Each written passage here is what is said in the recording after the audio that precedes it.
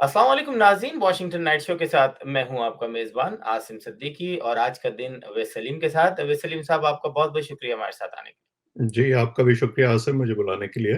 Thank you. नाज़रीन बिलावल भुट्टो इस वक़्त अमेरिका के दौरे पर हैं और बल्कि मैं समझता हूँ पिछले 6 महीने से तो नहीं 3-4 महीने से तो वो दौरे पर ही हैं और उनके बारे में खबरें भी बहुत गर्दिश कर रही हैं। कल उनकी प्रेस कॉन्फ्रेंस में मैं खुद था और वहाँ पे बहुत सारे सवाल उठाए गए। अफ़गानिस्तान, पाकिस्तान के बॉर्डर के हवाले से भी सवाल उठाए गए। पाकिस्तान के अंदरूनी हालात पे भी सवाल उठाए गए।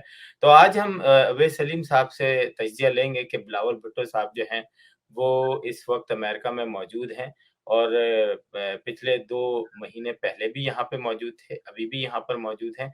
तो ये आखिर कौन-सा मिशन लेके चल रहे हैं? क्या चीज़ें यहाँ से हासिल की हैं? इन्होंने सिर्फ़ अपनी आवाज़ पहुँचाई है, हमें अभी तक कोई ऐसा सर्टेन नंबर नज़र नहीं आया है कि 10 बिलियन डॉलर, 5 बिलियन डॉलर की इमदाद मिल गई है। जी अवैस सलीम साहब बताइए कि ये इतना लंबा मिशन हो गया है लेकिन शायद कुछ उस तरह मिल नहीं रहा। देखिए आसिम, आपने ठीक इशारा किया, और इस तरह का सवाल मैंने देखा कि बिलावल भुट्टो साहब से उस प्रेस कॉन्फ्रेंस में भी हुआ जिसका आप तज़किरा कर रहे हैं। वो जब ये कहते हैं कि मैं वज़ीर ख़ारिजा हूँ और मेरा काम है बाहर के मुल्कों में जाना, बाहर के मुल्कों से राब्ता रखना और मुल्क के अंदर दाख़िली सूरत-ए-हाल को देखने के लिए वज़ीर दाख़िला होता है। ये बात उनकी ठीक है, इसको माना जा सकता है। लेकिन उसके साथ-साथ जो है, वो हमें ये भी देखना होगा कि जब ये पूरी दुनिया में जाते हैं, मसलन कई ऐसी मीटिंग्स होती हैं, जैसे अक़वाम मुत्तहिदा का जो इजलास है या इस तरह के और बड़े-बड़े फ़ोरम्स हैं दुनिया में, वहाँ अगर वज़ीर ख़ारिजा जाता है तो ज़ाहिर है आपकी एक रिप्रेज़ेंटेशन होती है।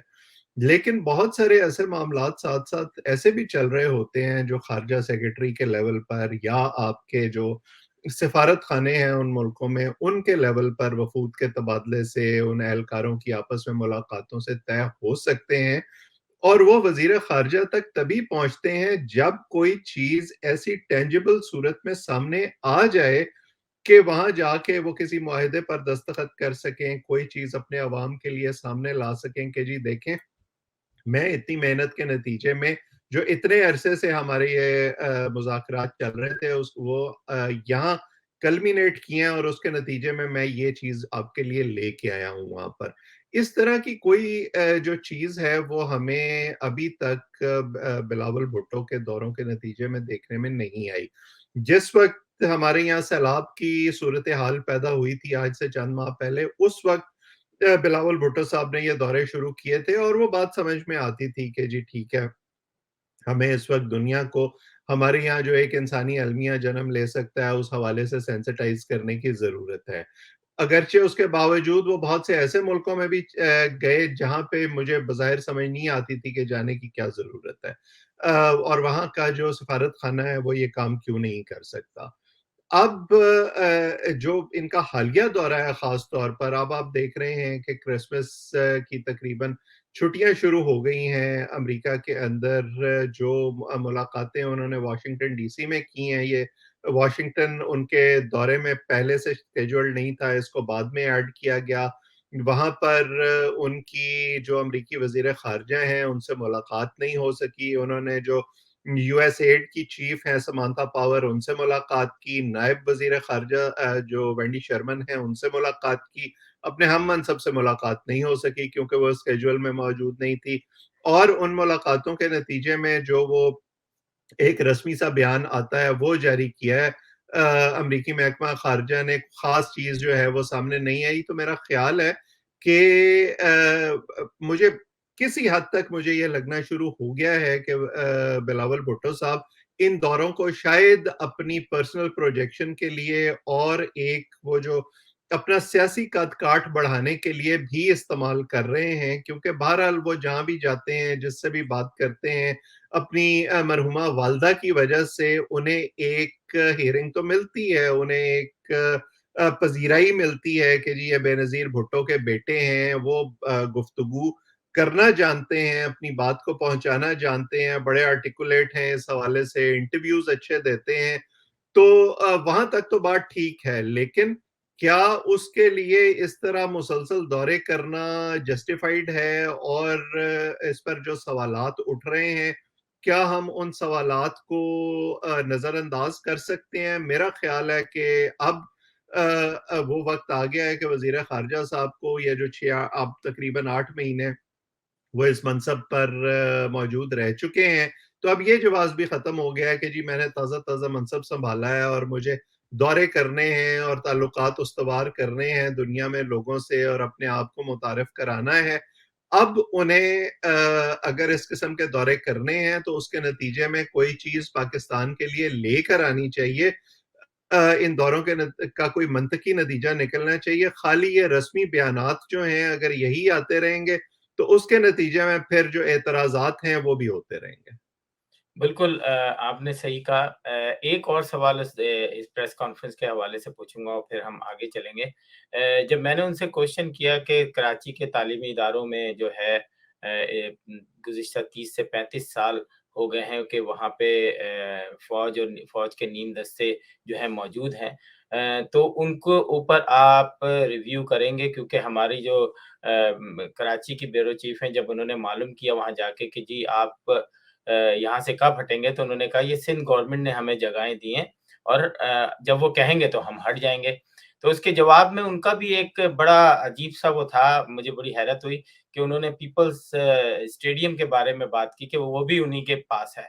तो हुँ। वो बड़े मजबूर नज़र आए। तो आपको लगता है कि आने वाले दिनों में क्या तालीमी इदारों में ऐसी सरगर्मियाँ होनी चाहिए?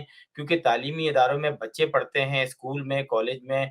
भटाई लाइब्रेरी जो है वो कराची की वाहिद सबसे बड़ी लाइब्रेरी है जिस पे उनका वहाँ पे वो लोग मौजूद हैं। तो इन तमाम सरगर्मियों से उस बच्चों पे एजुकेशन पे क्या असर पड़ता होगा कि वो रोज़ाना सुबह वर्दी वालों को लगता होगा कि जंग होने जा रही है, कुछ होने जा रहा है। क्या कहेंगे इस पे? मैं चाहता हूँ आप थोड़ा-सा रिमार्क ज़रूर दें। जी। देखें, एक तो आप बड़े मासूम आदमी हैं कि आपने बिलावल भुट्टो साहब से फ़ौज के बारे में और रेंजर्स के बारे में सवाल कर लिया। आप भूल गए कि कुछ अरसा पहले आसमा जहांगीर कॉन्फ्रेंस में उन्होंने फ़ौज को और फ़ौजी अफ़सरान को आसमा जहांगीर के पुराने इंटरव्यूज़ का हवाला देते हुए डफ़र का लफ़्ज़ इस्तेमाल कर लिया था और उसके बाद फिर उनको माफ़ी माँगनी पड़ी थी और अपने अल्फ़ाज़ वापस लेने पड़े थे। तो आपका ये ख़्याल था कि वो आपके सवाल के जवाब में कोई इस किस्म की गुफ्तगू करेंगे, तो वो इतने मेरा ख़्याल है कि अहमक नहीं है कि वो उसी गलती को दोबारा दोहराते। बाकी जहाँ तक कराची के हालात के हवाले से और वहाँ रेंजर्स की मौजूदगी के हवाले से आपने बात की है, मेरा ख़्याल है कि अब इतने साल हो गए हैं, तकरीबन 3 दहाइयाँ होने वाली हैं कराची में रेंजर्स को मौजूद हुए।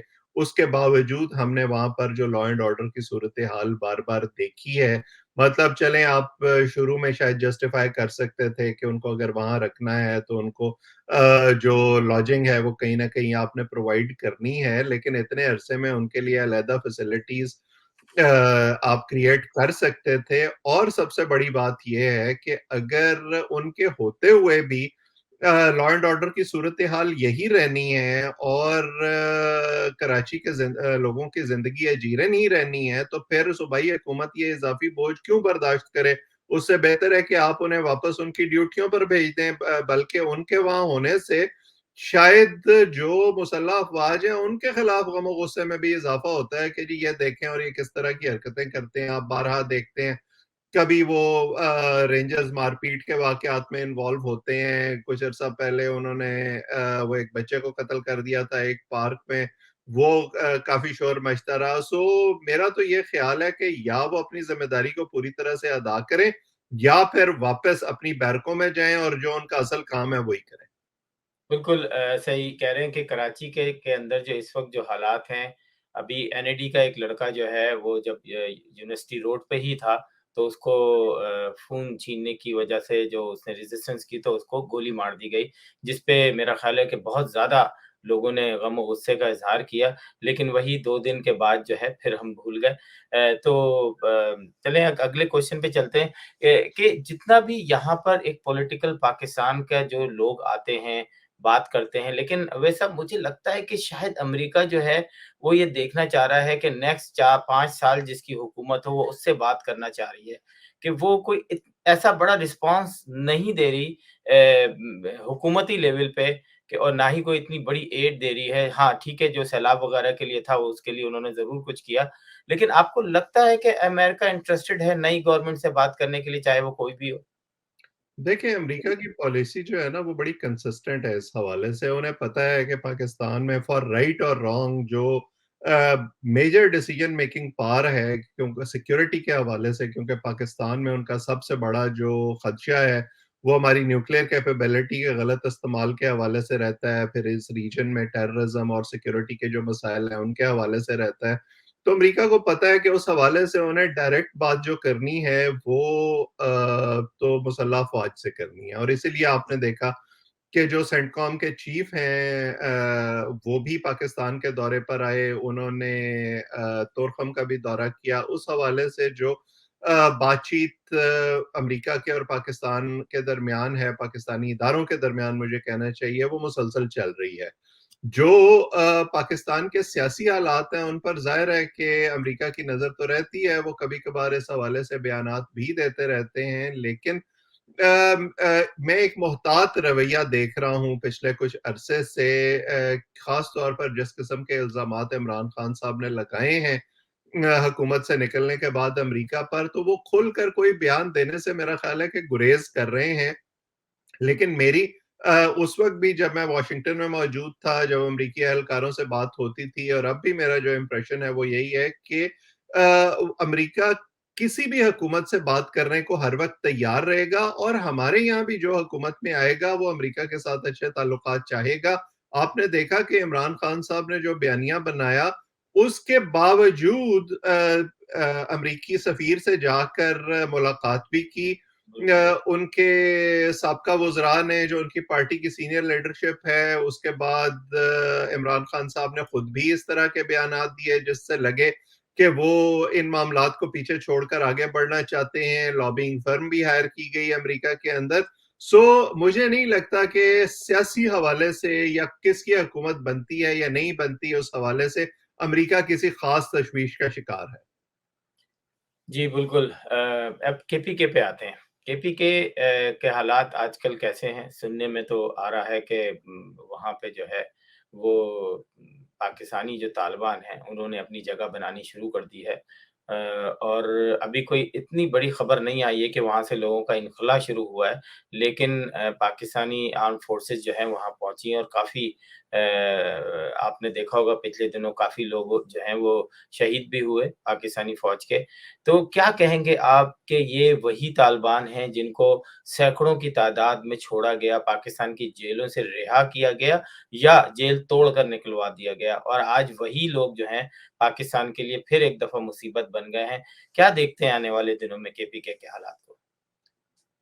देखिए, ये बात तो तय है कि हालात जो हैं वो ठीक नहीं हैं। जो क्रॉस बॉर्डर टेररिज्म का खतरा था, जो हमारे यहाँ बड़ा एक उम्मीद का इज़हार किया गया था, जब तालिबान की हुकूमत आई थी, उसके बाद कि शायद ये मसला अब हल हो जाएगा और हमारा वो बॉर्डर सिक्योर हो जाएगा, ऐसा नहीं हुआ। जो एक और थ्योरी थी कि अफ़गान तालिबान और पाकिस्तानी तालिबान जो हैं, उनके आपस में ताल्लुकात नहीं हैं, वो 2 अलग-अलग एंटिटीज़ हैं, वो भी बड़ी हद तक डिबंक हो गई है। वो मिलकर कार्रवाइयाँ करते हैं, अभी भी उनको वहाँ पाकिस्तानी तालिबान को अफ़गानिस्तान में महफूज़ पनाहगाहें मिल रही हैं। जो लोग उधर की जेलों में मौजूद थे, अशरफ गनी के ज़माने में, उनको पाकिस्तान के हवाले करने से इनकार कर दिया है उन्होंने।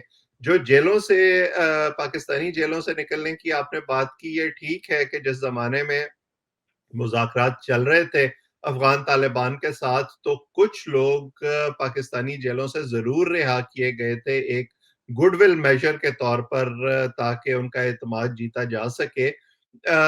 उसके बाद फिर ये जो अभी हाल ही में बनू वाला वाकया हुआ, इससे पहले बनू जेल और डेरा इस्माइल खान जेल में इस तरह के वाकयात हो चुके हैं, जहां से तालिबान ने अपने लोगों को छुड़वा लिया था बड़ी तादाद में। तो ये बात भी ठीक है, लेकिन उसके साथ साथ ये जो हमारा रवैया है, खास तौर पर हमारी हुकूमत का और हमारे अस्करी हुक्काम का, कि वो किसी एक पॉलिसी पर नहीं पहुंचते हैं। कभी वो ऑपरेशन शुरू कर देते हैं, कभी वो मुज़ाकरात की तरफ भागते हैं। जब तक ये पॉलिसी कंसिस्टेंट नहीं होगी और उस हवाले से स्टेक होल्डर्स को ऑन बोर्ड नहीं लिया जाएगा, और ये देर पा नहीं होगी कि हम गुड तालिबान और बैड तालिबान में जो तखसीस करना है वो खत्म कर दें, हम उसी पॉलिसी पर कारबंद रहें, हम अफगानिस्तान को अपना स्ट्रेटेजिक एसेट समझना बंद कर दें, तब तक मेरा ख्याल है कि ये मसला पूरी तरह हल नहीं होगा।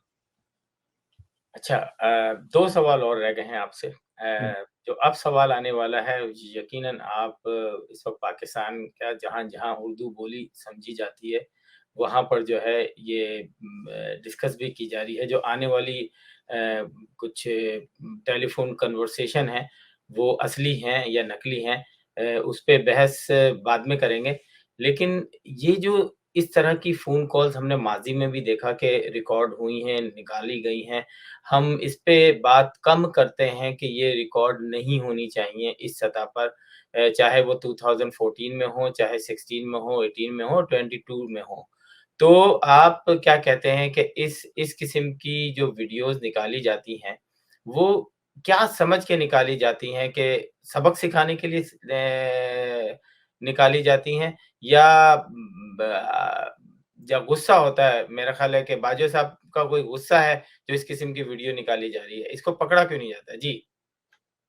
देखिए, 2 चीज़ें हैं। एक तो ये कि ये एक ख़्याल है कि ये एजेंसियों ने ये गुफ्तगू टैप की और उन्होंने ही जो है इसको लीक किया। मुमकिन है कि ऐसा हो, जब तक कोई सबूत उसका नहीं आता, तब तक वाज़ह तौर पर कुछ नहीं कहा जा सकता। ये भी मुमकिन है कि ये उसी तरह रैंडमली लीक हो गई हो, जैसे पूरी दुनिया में रैंडम लीक्स होते हैं, लेकिन हमारे यहाँ इसकी टाइमिंग और ख़ास तौर पर जिस तरह से टारगेट किया जाता है मुख्तलिफ लोगों को मुख्तलिफ मौक़े पर, उससे ये शुबा ज़रा ज़्यादा तक़वियत पकड़ता है कि ये किसी ख़ास तरफ से बनाई गई है और लीक की गई है। ये बात ठीक है, और मैं इससे इत्तेफ़ाक करता हूँ कि खुफ़िया एजेंसियों के पास ये ताकत नहीं होनी चाहिए कि वो किसी की निजी ज़िंदगी में मदाख़लत करें और उस गुफ्तगू को रिकॉर्ड करें और उसको सामने लेकर आएँ। लेकिन साथ ही साथ मैं उस मुनाफ़िक़त को भी हाइलाइट करना ज़रूरी समझता हूँ कि जब यही कुछ इमरान खान साहब के दौरे हुकूमत में हो रहा था और उनसे इस बारे में सवाल किया जाता था, तो वो इसको जस्टिफ़ाई करते थे और वो कहते थे कि एजेंसियाँ बिल्कुल सही कर रही हैं। अब उन्हें आके इस पर एतराज़ शुरू हो गया है। दूसरी बात जो है वो जब आप एक पब्लिक लाइफ़ में होते हैं और आप लीडर होने का दावा करते हैं, तो आपकी निजी ज़िंदगी शायद उतनी निजी नहीं रहती। बिल्कुल। क्योंकि आप अपने वोटर्स से, अपने फॉलोअर्स से, अपने मुल्क के रहने वालों से ये वादा करके इक़्तिदार में आने की कोशिश करते हैं, उनको लीडर बनने की कोशिश करते हैं कि मैं तुमसे बेहतर हूँ। मैं इख़्लाक़ का और जो बाकी मामलात हैं उनका वो मयार सेट करूँगा, जिसके नतीजे में तुम मेरे पीछे चलना शुरू करोगे। तो अगर ऐसा शख्स ही इस किस्म के कामों में मसरूफ होना शुरू हो जाए, तो मेरा ख्याल है कि फिर उसके नतीजे में उस पर सवाल उठाया जाना बहुत ज़रूरी है। बिल्कुल नाज़रीन, इस किस्म की जो रिकॉर्डिंग जो होती है, वो 2 एजेंसियाँ हैं, आईबी और आईएसआई, उनके पास वो फुल इक्विप्ड होती हैं। तो बिल्कुल आपने सही कहा कि हम किसी एक, और आईबी जो है वो पब्लिक से रिलेटेड है, आईएसआई जो है वो आपको पता है। तो कहने का मकसद ये है कि हम डायरेक्टली बहुत सारी चीज़ें जो हैं, वो बड़े भोंडे तरीके से जो है अपनी आर्म्ड फोर्सेस पे भी लगा देते हैं, तो उसका भी थोड़ा-सा हम लोग को ख़्याल रखना चाहिए। आखिरी सवाल, इम्पोर्टेंट सवाल है या नहीं, वो आप अपने जवाब में मुझे बताएँगे। अभी मैंने आसमा जहांगीर जो हैं, वो अल्ताफ़ हुसैन का केस लड़ रही थीं। उनके जो उन पे पाबंदी लगाई हुई थी 2015 से। तो अभी मैंने एक इंटरव्यू देखा एक लॉयर का कि लॉ ऑफ़िस, मतलब अदालत से वो बाहर आए थे, तो कोई इंटरव्यू कर रहे थे कि उनकी आवाज़ की पाबंदी पे दोबारा से जो है वो नज़रसानी की जा रही है और लोगों का श कहना है कि शायद उनको पीटीआई के क जो कराची के अंदर या हैदराबाद या सिंध के अंदर जो एक वोटिंग वो है और पिछले कई अरसों से जितने भी इलेक्शन हुए वो 8 से 10% ही वोट उसमें डाले गए हैं। तो अवैध साहब ये बताएँ कि ये वाक़ई तब्दीली है कि आप सिर्फ़ अपने वक़्त के लिए अपने आप को जब दूसरों को यूज़ करना हो तो उसको करें, लेकिन कानून के हिसाब से जो है फ़ैसले ना करें? जी। देखें, ये तो हमारे यहाँ एक मतलब ऐसा नोहा है जिसको आप पढ़ते जाएं और रिकॉल करते जाएं कि कब-कब क्या-क्या हुआ, क्योंकि हमारे यहाँ जो सियासी जमातें हैं या इदारे हैं, उनकी तरजीहात हर कुछ वक़्त के बाद बदल जाती हैं। सियासी जमातें जब इक़्तिदार में होती हैं, तो उनकी तरजीहात मुख्तलिफ होती हैं, इक़्तिदार से निकलती हैं, तो तरजीहात बदल जाती हैं। ऑपोज़िशन में उनकी डिमांड्स कुछ और होती हैं, हुकूमत में आके वो उसको भूल जाते हैं। इसी तरह हमारे जो मुक़्तदर इदारे हैं उनका भी कुछ पता नहीं चलता। जैसे मैं अभी टेररिज़्म की पॉलिसी के हवाले से भी बात कर रहा था कि कभी वो कि एक सिमत में दौड़ लगाते हैं, कभी बिल्कुल उल्टी सिमत में चलना शुरू कर देते हैं। तो ये तो बात ठीक है कि मतलब अब इस पे मैं क्या कहूँ और कहाँ तक कहूँ कि शायद इसी किस्म की जो ज़िग-ज़ैग पॉलिसियाँ हैं, उनके नतीजे में हम आज वहाँ खड़े हैं और हमारी वो हालत है जो आपको नज़र आती है। बिल्कुल, बिल्कुल सही कहा आपने कि दूसरे का बकरा ज़बह करके अपनी बोटी निकालने के चक्कर में मुल्क को इस हाल तक पहुँचा दिया गया है। अवैध साहब आपका बहुत-बहुत शुक्रिया। आपका भी शुक्रिया। नाज़रीन प्रोग्राम का वक़्त ख़त्म हुआ प्रोग्राम देखने का बहुत-बहुत शुक्रिया। अगले हफ़्ते तक आसिम सिद्दीकी को इजाज़त दीजिए। खुदा हाफ़िज़। Washington Night Show with Asim Siddiqui. You are watching Capital TV Washington. The best South Asian TV channel in North America.